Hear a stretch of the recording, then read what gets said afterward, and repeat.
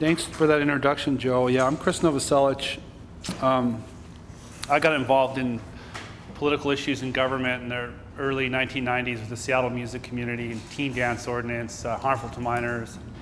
Along the way, I discovered a lot of great things about our democracy and participation, and I also found a lot of discouraging things and barriers.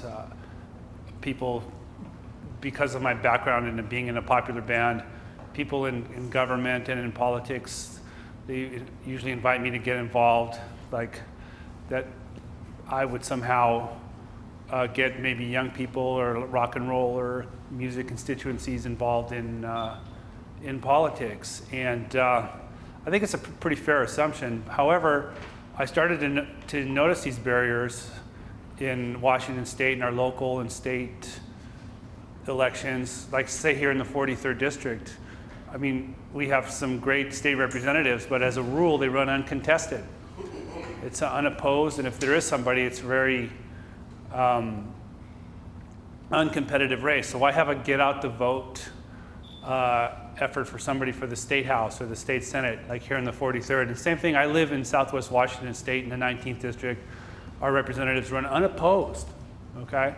And so I think my philosophy is if we build it, they will come. If we have a competitive democracy, voters have choices, that more people will get involved. You'll have a democracy for people of all ages, not just music constituencies, young folks, old folks, middle-aged folks like myself.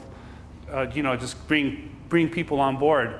And I was an early user of the internet. I was on Usenet, and I started to do the World Wide Web in like 1996. And I started to word search, and I discovered these reforms like instant runoff voting, ranked choice voting, proportional voting, and that these are not these exotic foreign voting methods, that there's actually a tradition of their use in the United States.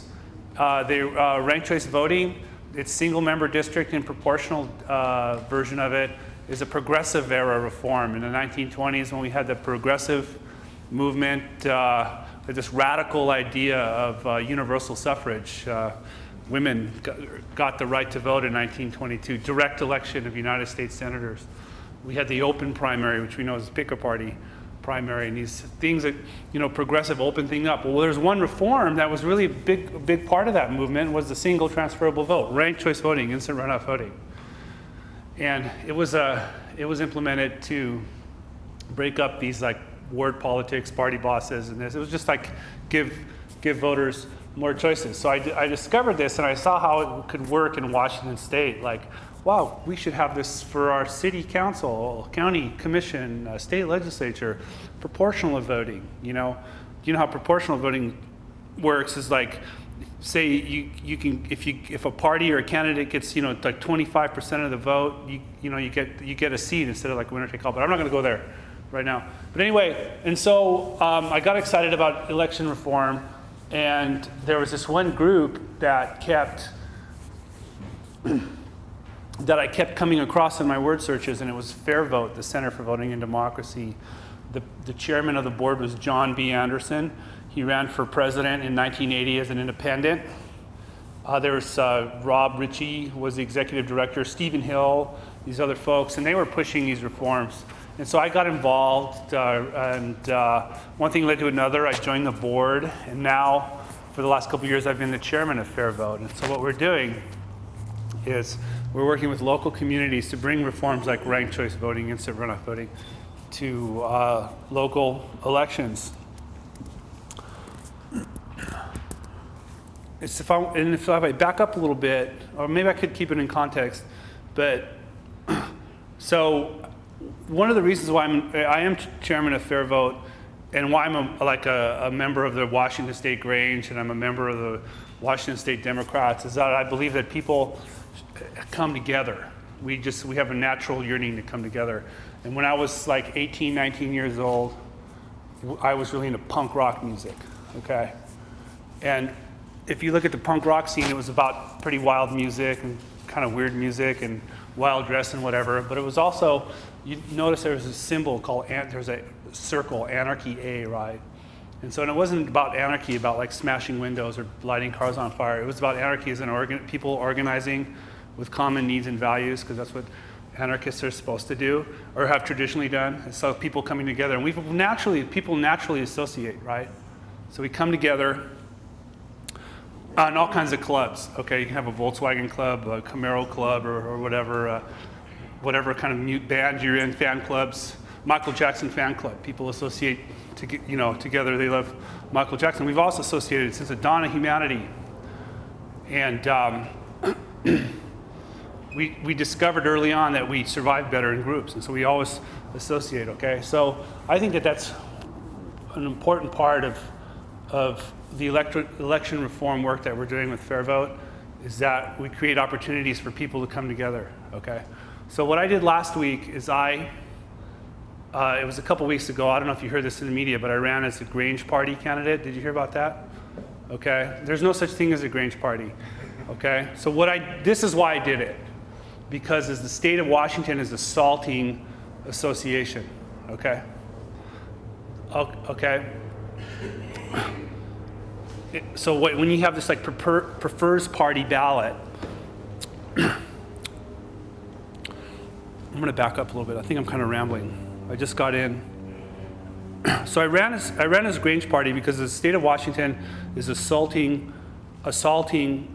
free association, okay?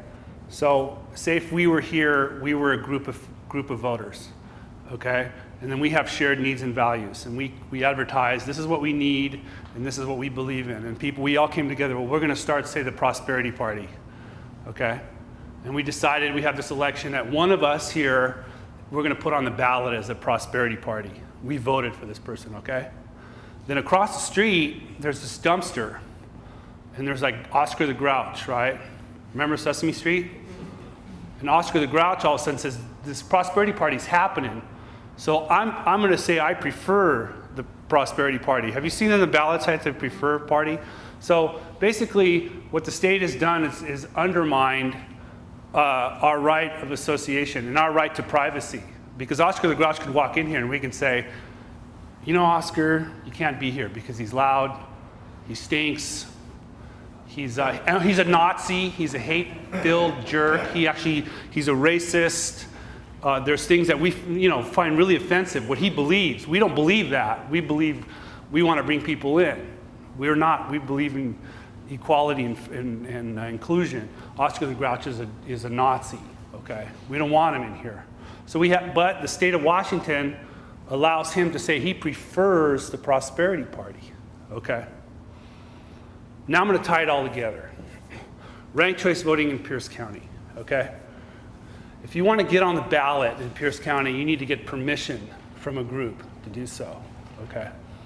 You need to get permission from Democrats or Republicans, right? Or Prosperity Party or the Green Party or the Libertarian Party or whatever.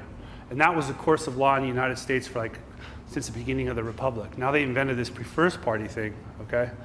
And I think the people who are pushing it are well-intended because Republicans and Democrats control the system. Everybody hates Republicans and Democrats, right? They control Congress, they control the state legislature. Right, Joe? That's right. Everybody hates them. Everybody hates them. Everybody hates them. Okay, but that's the Republicans and Democrats.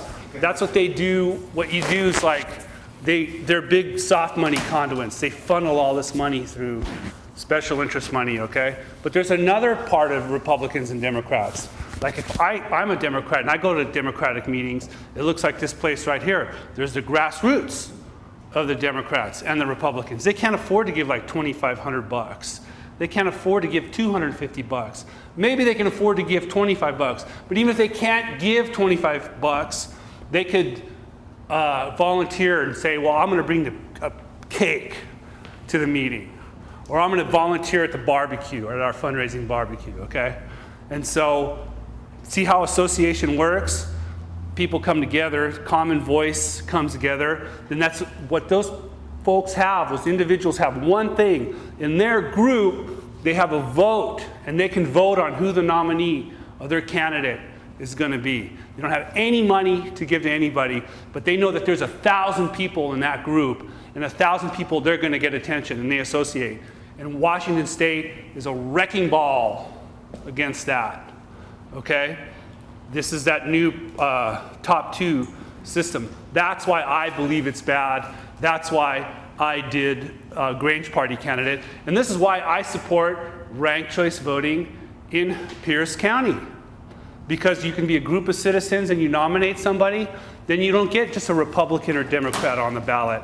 You can have a Green Party or Libertarian or some other type of association, some new party, and it's up to the voter to decide who best represents them, okay? So if you get a nomination from a party, the voter can think, wow, that's a nice badge, and that's the ambassador of that group to the that group's needs and values. Or the voter can think that's a party hack, and that nomination is a millstone around their neck. There's no way I'm voting for them. There's no way I'm voting for their party, okay? And so what you do with the ranked choice voting, do you know how it works? Do I have to explain it? You get a first choice, a second choice, a third choice. It's kind of like the top two system. With the way we have elections right now, do you know how the top two system works? Okay, you can vote for anybody in the primary, and then the top two vote getters advance to the general election. But say your first choice doesn't make it in the primary, you get a second choice in the general election, okay? It's really simple, it's really intuitive, and that's what the University of Washington said, okay? This new prefers party system, politicians love it. And that's a big red flag. If you ask me, if they like something, they don't want to be accountable to anybody. Because here in the 43rd district, we supposedly have a top two system. We have a top one system. Frank Chop runs unopposed. Ed Murray runs unopposed. I don't even know who the heck the new House person is. It's just like most people don't know who their representative is because they fly under the radar. Well, if they had to go get a nomination now, well, they'd have to be at least accountable to somebody, but they don't want to be accountable to anybody. Not rank and file of any party, at least. Okay? I'm going to wrap it up. Okay?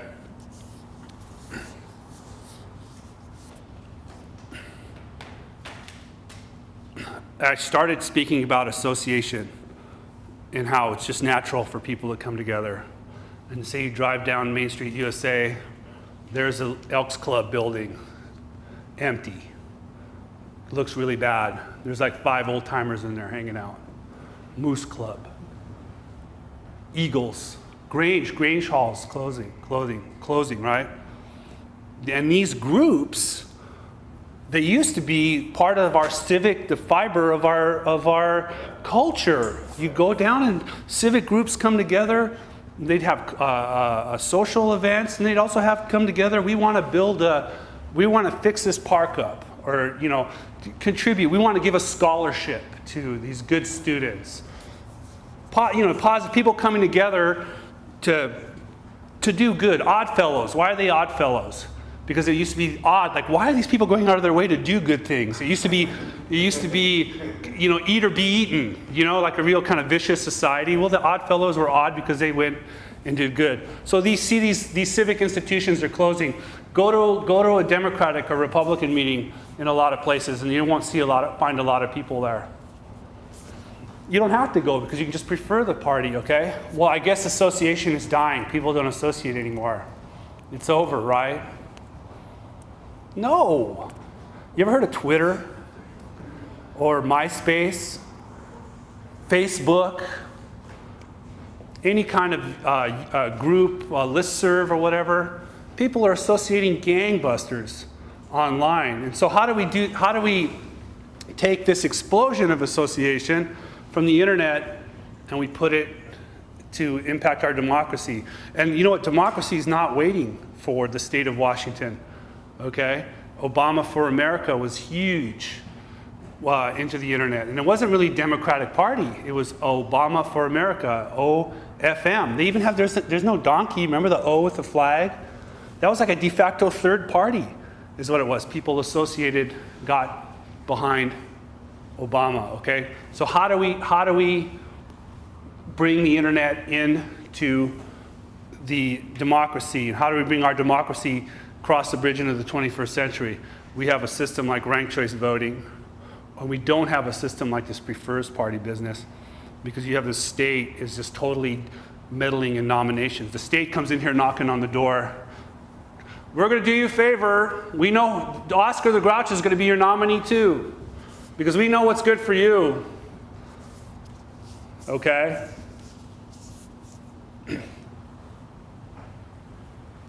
I think I'll leave it at that. It's, ranked choice voting is like a top 2 system, or like, so if you do it on one ballot, it's really simple.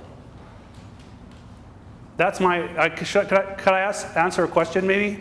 Sure. Are there any questions for Krist? Go for it, Kelly. I'm wondering if because I've thought about this, I know some states you register what party you're a member of, and there's drawbacks with the government. There's Orwellian cynicism about that whole kind. It's like East Germany. But why don't we, wouldn't that kind of overcome? No! Get the state out of it. Okay, you have a place where there's like civil war, okay? People have been killing each other for too long, and they finally settled down, and they came in and said, okay, we're going to have an election, okay? What do? They have a secret ballot. Why do you have a secret ballot? So nobody intimidates you. You know that you can vote in secret. Nobody has to know how I'm going to vote. Oh yeah, I'll vote for them. Like, just get off my back, then you vote in secret, okay? So then you have to go to a county, you have to go to a state official and register your party affiliation. Oh, Krist, you're registering as a Republican. Voting for Dino Rossi, are you? Right? You know what I mean? It's just, we don't need voter registration. We need to get the state out of it. The state needs to count the ballots. The state needs to have a transparent process that is fair. And that's what the state needs to do. The state needs to get out of the nominating business. Elaine? Yeah, Joe, didn't this go to the U.S. Supreme Court? It was challenged in some legal stage. Okay, the Supreme Court, it was in last spring, it was upheld as facially constitutional, okay? Yes. The U.S. Supreme Court. There was a challenge about association and the party being able to choose its own. Right, but there were problems with having a facial claim, okay? So the party said that this new system would confuse voters, okay? And then the Supreme Court said, well, it's a facial challenge, so how can you say that it's confusing voters if voters haven't tried it yet? Because when you have a facial challenge, you apply legal theories and concepts and precedents, okay? That's a facial challenge. Then there's an as-applied challenge, okay? They want to see it as applied, okay? So that's all over the ruling, okay? This is going to go back to the United States Supreme Court. And to its credit, I thought it was a lousy ruling, but the United States Supreme Court said, well, if the voters of Washington State are going to be so confused, remember, they're the ones who passed this anyway and who put it in place, not the legislature. Okay? Thank you, by the way. Thanks for having me. Krist, Novoselic. Thank you so much. It's really my pleasure to introduce Rich Anderson-Connolly. Rich teaches sociology at the University of Puget Sound. He is an amazing combination, I think, of being progressive and also practical. And it's not always a combination that goes together. And he was really one of the brains behind the effort in Pierce County, and he's, I think, got a really good handle on how to keep it in Pierce County. One of his ideas is that when you have elections, you have to go with, you can't educate people too much, you have to go with some ideas that they already have and just kind of work with those existing ideas. I think he did that brilliantly during the Pierce County effort, where he linked the existing plurality system to the pick a party primary, which everybody hates. And, everybody hated at that time, where you had to vote for just one party across the board. And so he really brilliantly, I think, made the IRV campaign in Pierce County the say no to the pick a party primary. And he's just been an amazing supporter of ranked choice voting. He's the vice president of our organization, and let's give him a big welcome. Thanks for that introduction. It was much more praise than I deserve.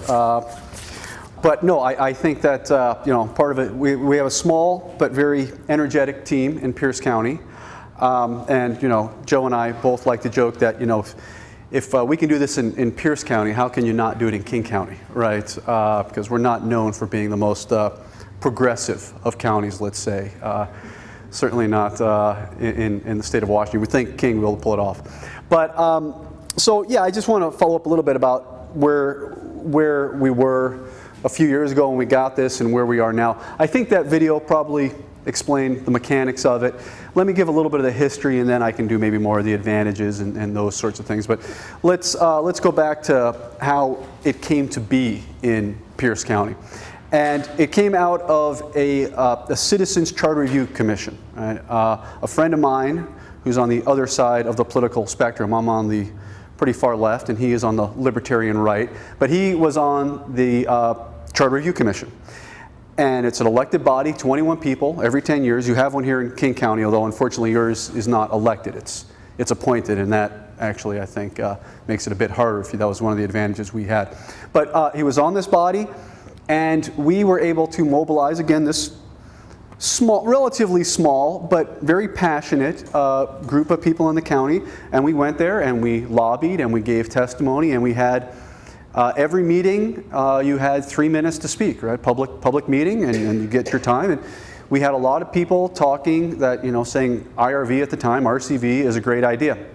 In fact, for that issue, there was more testimony on that than anything else this board had heard, and most of the board members had not heard of it before they got elected. Right? So they got a very quick education, right? In a matter of 6 months, they had no idea what IRV was.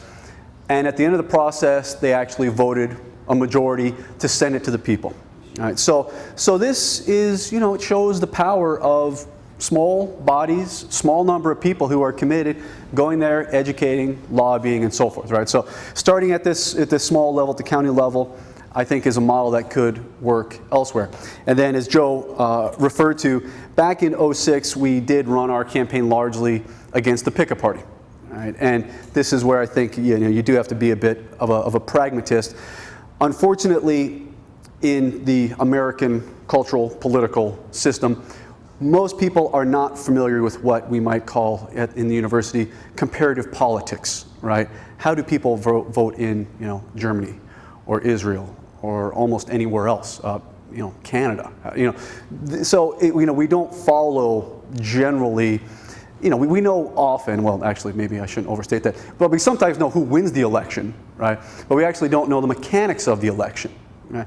And I believe that in many regards, the outcome is in the process. Right? If you kind of set up the rules of the game a certain way, it's likely to predispose the whole system toward producing a certain outcome. So, it creates certain, decisions and certain non-decisions. Certain things are almost excluded just from the way the system is structured. And so, we still don't have a culture in which people really think of there being an alternative democratic system, right? Most Americans think the way they voted is the way you vote, right? And you even hear people kind of coming up with these crazy arguments, I think, in favor of something like the Electoral College. Well, we've always had it. Right? It must be good because we've always had it. Right? It's just not a very strong argument, I think, in most regards, right? Because whatever got established, you must stay with forever.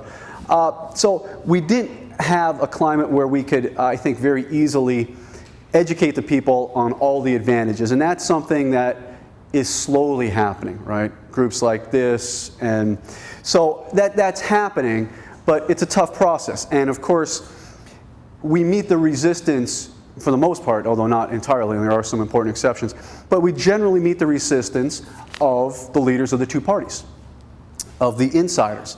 That was particularly true in Pierce County, right? We had, the auditor was against it, the executive was against it, most county council members are against it, the chairs of the two major parties are against it, a lot of the LDs, those chairs are against it. So, and the media, the News Tribune, it was kind of iffy, right, in terms of, they weren't overly hostile, but on the other hand, like a lot of journalism today, they tend to defer to those in official positions of power, right? So the auditor or the executive is going to get more deference than a couple of activists who are pushing for this. So it was a tough climate, right, to try and do this. But everything kind of lined up, and it worked in 2006. We got a decent victory, I think about 53% or so, right? So we won, and then we had our first RCV election this last November. For county level offices, and I thought it was, there were a couple of small glitches. Unfortunately, the computer kind of got bogged down. There wasn't enough memory in it. Originally, they had to add more memory, so there was a slight delay in the first night's count and things like that. So there are a couple of minor things that I think can be resolved pretty easily for next time. But overall, I think in particular, the race for the county executive, I think, was a great example. And I can follow up a little bit on what Krist was talking about in terms of the issue of association. Krist correctly pointed out that in Pierce County, the way we established this, and this is written into our charter, the way we established it was that parties have control over their name. Right? They get to say whether somebody is or is not a Democrat, Republican, or whatever party you want to run for. And the way it happened of course, that also means, I should point out, that sounds kind of like it's smoke-filled rooms, but the important thing to realize is they cannot keep anybody off the ballot, right? All they can do is control their name. The way to get on the ballot is to get 25 signatures. All right? So ballot access is actually quite easy. Using the name of a private association like the Democratic Party or the Republican Party, this you have to go and you have to ask them. And so we had 4 people running, right? So 4 people got the signature and paid the filing fee, which is just, kind of standard fare everywhere for these sorts of things. The Democratic Party, 2 people asked to run as Democrats. They were both very strong candidates, elected candidates at the time, pretty significant followings and ability to raise money, both of them. And the Democratic Party, at one of their county-wide meetings, the members of that party said, yes, you can both run as Democrats, right? So we had 2 Democrats on the ballot. 2 people tried on the other side to get the Republican, use the Republican brand name, and the Republicans only gave it to one of them, right? Which again is their right. That 4th person can't be, they're not keeping him off the ballot, created essentially a third party. It was called the Executive Excellence Party, right? So, didn't help him win, but you could have called it anything, I suppose. But, the Republicans said no, he has the signatures on the ballot, he creates a party, and that's what he was called. So I don't know, maybe it was, this guy and his wife and kids or something. Maybe that was Executive Excellence, and they voted for him. So he's on the ballot. Right? And the way the election worked, I think, was quite instructive. It was, you saw how the votes were transferred here. Just to walk you through it, quickly, we have the 4 candidates, and this third party candidate, Executive Excellence, he came in last in terms of the first choice rankings, right? Which, I don't know if it was because he didn't have one of the major name brands. I think he didn't have as much countywide recognition, really. So I think if he would have been a Republican, he still probably would have been eliminated first. But in any event, he's eliminated first. And then you look at his second choices, right? So now we're down to 3. The 4th candidate is out. Nobody gets a majority. And you redistribute his second choices to the remaining candidates. Everybody moves up a little bit. Nobody, although nobody really, those votes actually kind of spread somewhat evenly, although not entirely, but nobody crossed over the 50% threshold. So now we have 2 Democrats and 1 Republican. Of those 2 Democrats, one of them had fewer votes than the other. That person wasn't last, that person got knocked out. And as you might expect, most of those, the vast majority of those, of the excluded Democrat went to the other Democrat, allowed that Democrat to come from being in second place to go over the Republican and win with a majority. So from our perspective, this is not the party's interpretation, from our perspective, it did exactly what it was supposed to do. We had more choice than any other county in Washington state because everybody else was using a top 2. So everybody had to go through the expense. Your tax money had to pay for an August primary, which had low turnout, whose only purpose was to reduce the choice you would have then in November. Reduce the people who were running, reduce the amount of dialogue, of discourse, right? To give you fewer, so you paid money to actually have a worse democracy, right? We didn't have to waste any money to whittle down the field. We had the 4 people run. We had 2 Democrats. One was more business centrist. One was slightly more progressive, although again we are talking about Pierce County, right? We had a Republican. We had a third-party candidate. We had a better debate. 4 candidates. And what was very nice is this third-party candidate. Imagine any other race. Think of any other race you know of in American history where there was a third-party candidate. What is usually asked of this person? Right? Not what are your issues, right? What do you believe? What's wrong with this? What are your policies? How would you help? It's, why are you running? What are you trying to prove? What's your point? Aren't you a spoiler? Now, this is what we typically do when we have third parties running, right? The media jumps on. I mean, it's bad enough that our entire voting system, our plurality voting system, is designed, right, to exclude these. The media jumps on board as well and says, you know, what's your point, right? What really do you want? I mean, it can't be that you disagree with, you know, Tweedledee and Tweedledum, right? You can't think that you have better ideas. You've got to be proving something. That never happened, right? Because that third-party candidate was not a spoiler. Right? If you liked him first, you put him 1, and you put somebody else 2. Maybe the Republican, maybe one of the Democrats. I mean, it kind of actually was spread out quite a bit. But there was no spoiling, right? The votes got added in, and they actually ultimately led to, you know, somebody winning with the majority. So we had a great election, right? It worked exactly how it was supposed to. And of course, this is why they're trying to get rid of it, right? I mean, they say they need to get rid of it because it doesn't work well, right? It's too confusing, it's too costly, they have a whole litany of arguments. Actually, they have to kind of cycle through them because you rebut one and another one kind of sprouts up. Right, it's like kind of whack-a-mole, right? You take care of one and then they have another argument. It could be the same one. Turn out this. So they're not really, I think, against it because it doesn't work, but it works quite well, right? It did work quite well. We saved money. We had more choice. We had a third party who was not a spoiler. We had a majority winner, right? All these are the characteristics that you want in a voting system, right? If you could design it from scratch. So we have that, but they don't want it, right? And so, you know, very quickly after that November election, this last November election, the executive, the council, the party, you know, the leaders in elected office and the leaders of the 2 parties were trying to figure out how can we kill it, right? And there are a couple of ways to put something on the ballot, right? One is a citizens initiative, takes a lot of signatures. The other is the way we got on the ballot, which is the Citizens Charter Review. And the other way to put something on the ballot is for the county council to send it there, right?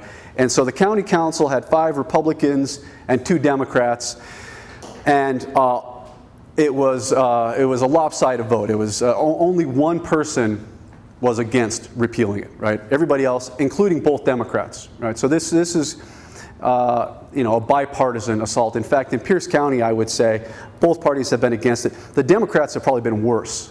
I would say, in attacking this, right? Again, they're just not a very progressive lot. You know, for instance, that, you know, Howard Dean is a big supporter of this. Barack Obama, when he was in the Illinois State Senate, actually sponsored IRV legislation. And so there are, you know, there tend to be a few Democrats outside of Pierce County who like this, even those in elected office. We just, you know, had bad luck finding any inside Pierce County for whatever reason. So in any event, they're trying to get rid of it. The county council, as I say, voted to put on the repeal measure, and it's going to be on the ballot this November. All right, so we've just begun our campaign to save it, right? It's Amendment 3. We're running a No on Amendment 3 campaign, right? We want people to don't vote in favor of this repeal.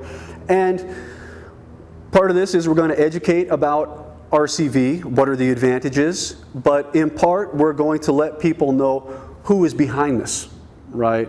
Why are the 2 parties in agreement on this, right? They seem to agree that the one thing that is sacred is that it remain a 2-party system. Right? That's the one thing that they can certainly agree upon. And so we're going to be, you know, fighting back, right? We think just today that we heard that they will in fact be forming a committee. We weren't quite sure what the opposition is going to be, but we think they may have in fact be forming, you know, filing to put together a political action committee. So we think, you know, there will be a real fight. So we need to get our yard signs out there, our bus signs, our commercials, and so forth, right? So, and because again, if they kill it, even after it works well, right, they're going to use this again. They're going to use it against us. They already have. Our county auditor has already come up here and testified in front of your King County Citizens Election Oversight Committee and put a very negative spin on it. All right. So your body that has been charged by your council to study it is getting the negative spin, right? Our auditor, our executive, nobody has ever found one good thing they like about it for some reason, right? So we have to rebut that, right? But you know, they see that their interests are threatened, and in fact, they're right. I mean, their interests are threatened, right? This will open up the game. If people can vote honestly, it's the end of the two-party system, right? And the smarter among them realize that, right? And so they're going to put up a pretty good fight, and we have got to try and mobilize people. And it's difficult again because this is just not part of the American discourse generally, right? Voting systems. It's just too esoteric. It's too invisible. We take it for granted. It's part of the world taken for granted, right? You go in there, you vote for one. Single-member districts. What else could voting be? So we've got to try and change the culture as we're fighting against those who actually have a greater influence on the culture, right? It's an ideological battle, and we're playing a little bit shorthanded. But that's part of, I think, the story of American democracy, right, and the battle for civil rights. I look at actually improving the mechanics of our democracy, to me, is in fact really the civil rights struggle of our era. Right? I mean, this is what we really need to do, right? We really need to make real the notion of our democracy, right? Being able to vote honestly and having elected bodies that actually look like us. Right? We don't have that. You can't have that under plurality voting.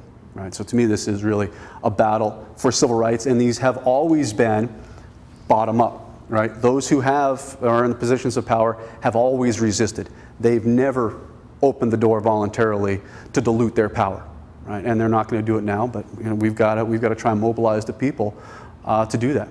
So I think there was a question here, though. Yeah. I'd be interested to find out where the new Pierce County executive got elected as a result of ranked choice voting. That's correct. Where did he fall after the first? Where did your new executive fall after the first count? Yep. And where does he stand? Where does your executive saying he? I'm sorry. So she, yeah. But, yeah. Where does she stand yep. on Amendment 3? Well, to answer the first part, she was in second all the way through until that final round. Right, so she was in the one Republican was in first place, and then another one Democrat, the next Democrat, and then that third party candidate. Third party gets knocked out. The rank order stays the same. That second Democrat gets knocked out, and then the other Democrat gets the lead. The problem, however, is our new county executive was our old county auditor, who was the one who fought this tooth and nail. Right, she in fact, back when we were talking in front of the Citizens Charter Review Commission, she was there to tell why it was a bad idea. All right. So she has been against this from day zero, and is still against it, even though it actually helped her get elected. I'm not quite. I can't quite figure out exactly where she's coming from. Part of me thinks she actually, as much as I like to say RCV is really easy, it's not a problem for. I wonder with her if she actually gets it, right? I think maybe, it actually is a pretty easy system, but she, for some reason, just can't quite get her mind around it. So, but in any event, no, she's been against it. She's still against it. In fact, I believe that the request for this repeal amendment, I believe it came from her, right? Again, the executive can't do it, the county council. But even though she's a Democrat and the county council is majority Republican, they were more than happy to oblige, right? So they're working on a lot of things. They fight, this Democrat executive and the Republican county council, on here, plenty of bipartisan cooperation, right, on this. Yeah. Excuse me. Oh, well, that's the new auditor. So Pat McCarthy was the old auditor and was elected to be the county executive now. And then Jan Shabro, she ran for the treasurer. That's correct. And she lost, and then she was appointed. This was an interim appointment. And in fact, we're having a special election this November she's running as kind of an incumbent, but only she's been there for, 9 months or something like that. Yeah.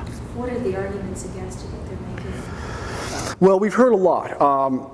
One argument they like to use is the cost argument, right? And on the one hand, there's an element of truth to that because we did have to buy new software. You have to do some voter education.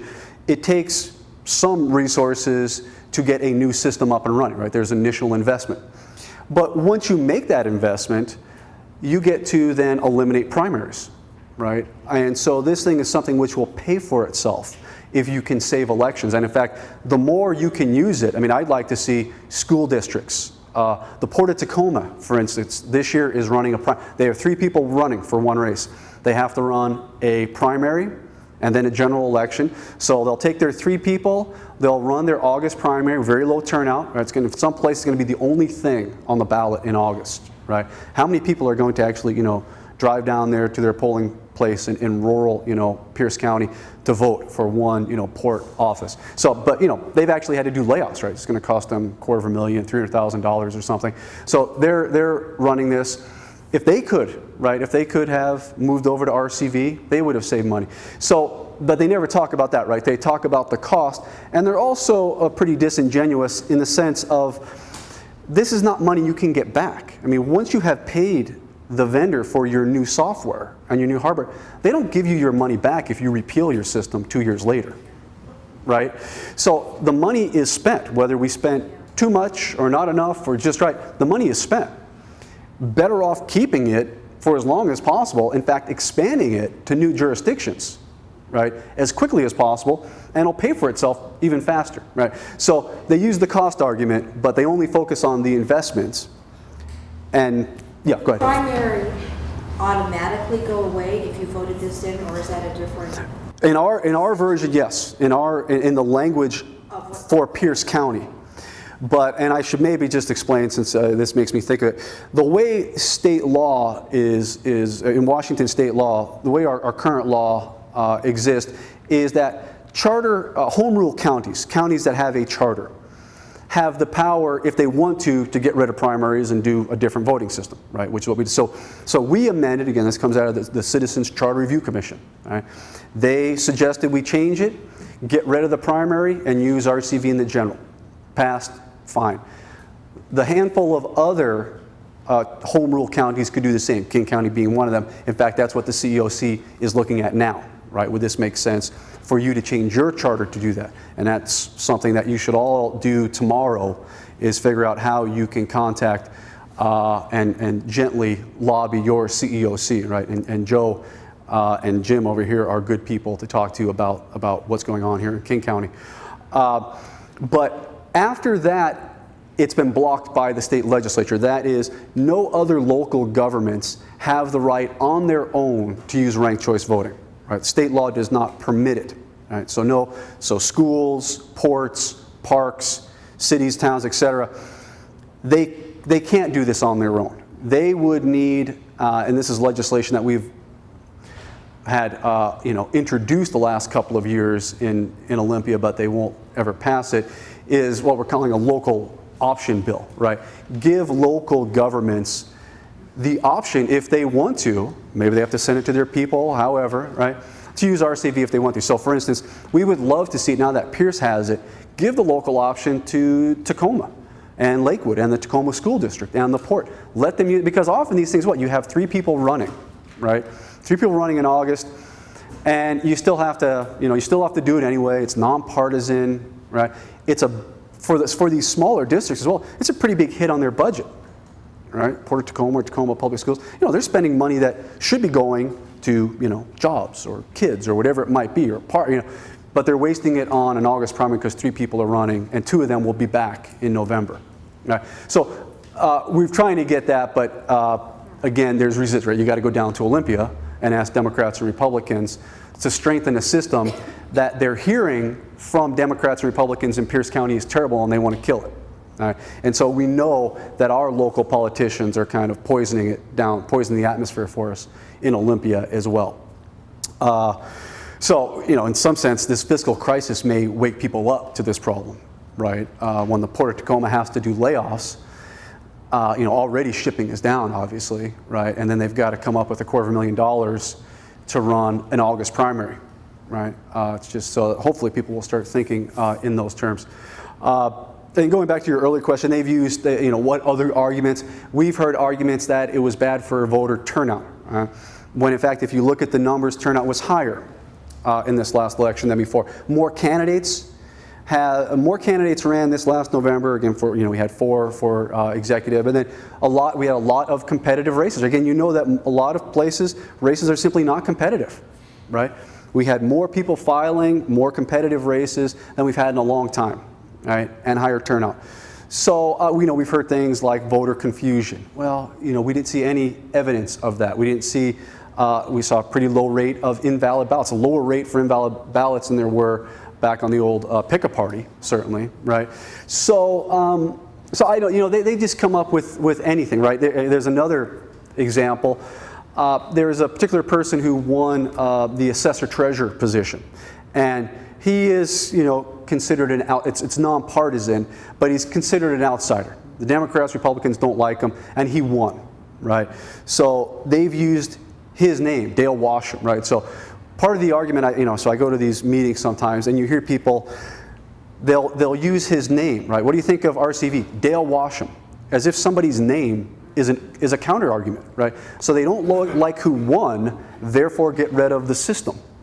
I mean, it's kind of preposterous, right? But that's where we're coming across. So it's tough, right? It's tough. Now, fortunately, the parties themselves only attract so many people on the inside, right? I mean, we are going to run as outsiders against the inside. I mean, it is in fact a relatively small number of people who unfortunately occupy some positions of power, right?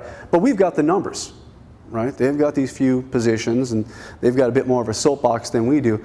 But those arguments simply don't wash, right? They only wash to people who already dislike RCV for other reasons, right? They don't like it because it opens up the game, right? And then they come up with these other things that, because you can't really say, at least not, you shouldn't say it to the media, right, if you're the leader of the Democratic Party, we don't like RCV because we want to keep the game rigged to keep third parties out, right? I mean, it kind of shatters the whole legitimacy that you're trying to create for this, right? So they can't say what they really believe, and therefore they come up with anything, right? Oh, it's turnout, it's confusion, it's Dale Washam.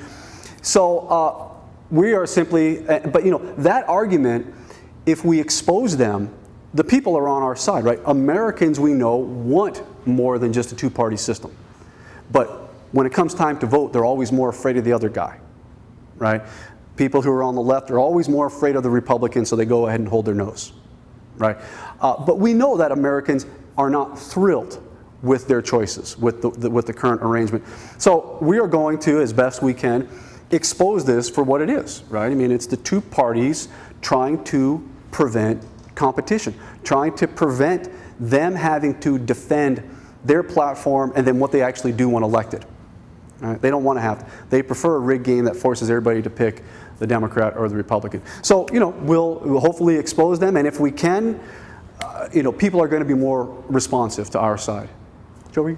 Yeah, I wanted to, I know people understand it pretty well, but if you could just go through it real quickly. On your sheet says a typical ballot, and on the other side it explains how the ballots are counted. If you guys could just take a minute to look at that while Rich. I just want to make sure that everybody gets this, because the idea that people the parties try to use is that it's too complicated. Yeah, and this is in some sense similar to what we saw for our county executive race. You had 4 candidates, right? So you had a Republican, 2 Democrats, and a third-party candidate, right? And so if maybe you're a loyal Democrat, and you may decide I'm going to vote for the 2 Democrats, and that's it, right? We saw a lot of ballots like that, and that was perfectly fine, right? If you happen to vote your first choice for the strongest Democrat, your first choice stayed all the way to the final round, and that's the person who won, right? If you happen to vote your first choice for the weaker of the 2 Democrats, well, on that second round, your Democrat knocked out, and then your vote became your second choice, right, for the other Democrat, and that's the person who won.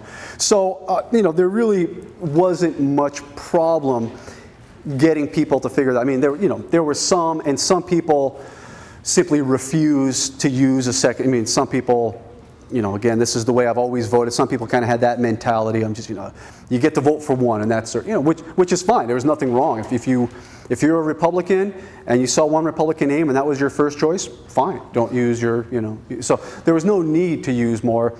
The voter education, remember, it was our county executive whose duty it was to educate the voters on this. And it was our county executive, of course, who wanted to kill it from, in the crib. So voter education wasn't great, right? I think this would actually get better over time, or if we had a more competent and an auditor who believed in it, right, would actually do a better job educating. But in any event, so from the point of view of the voters, it's really quite simple, right? And if voter education doesn't do it, after you do it once or twice, you're not going to have any problems with it. The other side, which is where some people may get maybe slightly more confused, is on the counting side, right? So you can kind of break this up into two different tasks, right? One is what the voter needs to do. Do you have a second choice after your first choice? If so, mark it, right? Do you have a third choice after that? If so, mark it. And that's basically it. Not, ranking is actually a fairly simple cognitive task for most of us, right? So that wasn't a problem. And then the other one, which was outside of the voter's hands, and hopefully the voter understood it, but regardless, the counting part is, well, you got this flow chart back here, which we've gone through already, right? Which is, you look for all the first choices. If no majority, start eliminating from the bottom up, redistribute, and you'll get pushed over the top. Right? And that's all done. I should point out, it's the same ballot as before. You scan it through once. You don't have to rescan your ballot. You scan it through once, and then the ballot image, right? So this is also not you don't need electronic voting, right? Some people kind of conflate this with black box voting. It's not at all, right? Same paper ballots. It gets scanned through there, just like before. You get a ballot image file, and so it's all done basically the same mechanics as before, right? This algorithm is run. So that's really not a problem. Again, the one screw up I mentioned before is the auditor forgot to test her computers, and as it turned out, did not have enough memory. Right, so on election night, they were plugging in a few more chips or some such thing on election night. But that's been resolved. So so that's how it works from the point of view of both the voter and from the election officials. So maybe should I stop now? Is this long enough, or see if there are any more questions? See if there's any questions. Yeah, where is it going? What countries are using RCV? Yeah, right now. I guess you would say that it's the president of Ireland, and I believe it's the legislative bodies in Australia and New Zealand that use this. And there may be a couple other kind of small Pacific Island nations that use it as well. So mayoral office of London, I believe, uses it. And actually, though, I would point out that as Krist was mentioning, he mentioned proportional representation or proportional voting. In fact, IRV is an improvement. I look at it as even not as good as actually proportional representation. I look at it as kind of a halfway step. Right?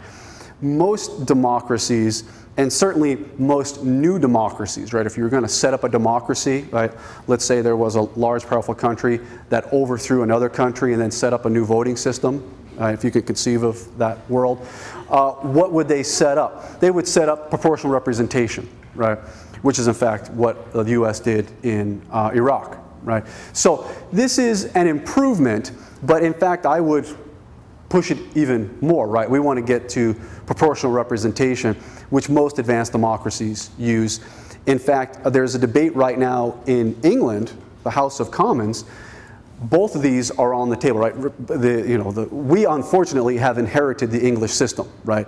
Of these single-member plurality, first past the post sorts of races. They have that, we have that. Canada largely has it. They've looked at PR as well.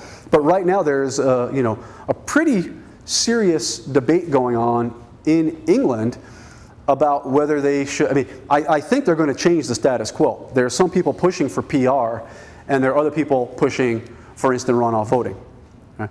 But something will probably break, I think, in the House of Commons relatively soon.